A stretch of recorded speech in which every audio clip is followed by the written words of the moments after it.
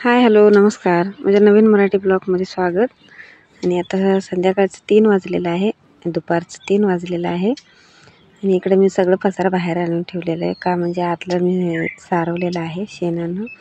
कसं आहे ते कोबा केलं होतं, खरं जरा सिमेंट कमी पडल्यामुळे ते धूळ लई मारत होतं. मग ते लोटून काढलं तेव्हा तसंच ते सिमेंटचं धूळ भांडीवर कपड्यावर बसत होतं. त्यामुळं मी काय केलं, ते जवळच होतं घर, त्यांच्या म्हशी तेन आहेत. ते शेण आणलं आणि आणून इकडं सारवलेलं आहे बघा. आणि आता संध्याकाळचं सारवून झालं, 4-4:30 वाजलेलं. मग असं बाहेर अजून ते वाळायचं होतं, म्हणून बाहेरच इकडे चहा आणि चहासोबत काहीतरी पाहिजे म्हणून खात बसलेलो आम्ही इकडं बाहेर. इकडं बघा सारवलेलं आहे. पहिलं कसं आमचं घर माहेरात सारवलेलंच होतं. ते सारवायचं कसं आहे ते माहीत आहे मला, म्हणून मी शेण आणून इकडं सारवलेलं आहे. पहिलं कसं फरशी कोबा काही नव्हतं, सारवायचंच होतं.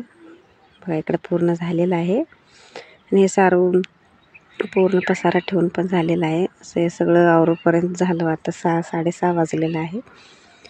आता सगळं भांडी ते सगळं लावलं आणि भांडी घासून घेतलं आणि गॅस ते सगळं बाहेर ठेवलेलं, ते पसारा ठेवलं. आता स्वयंपाक करायचा आहे.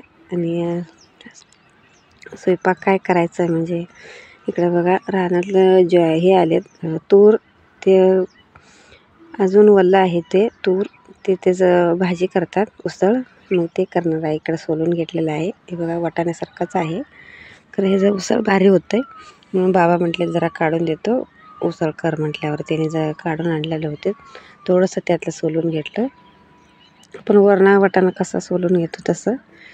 आणि त्याचंच आता उसळ करायला लागलो आहे. आणि पहिला जरा भाजून घ्यायचं, छानपैकी भाजून घेतलेलं आहे. आणि कांदा टोमॅटो, बाकी काय नाही, मसाला काय घालायचं नाही. कांदा टोमॅटो आणि चटणी मीठ तेवढंच घातलं तर उसळ भारी होतं आहे ते.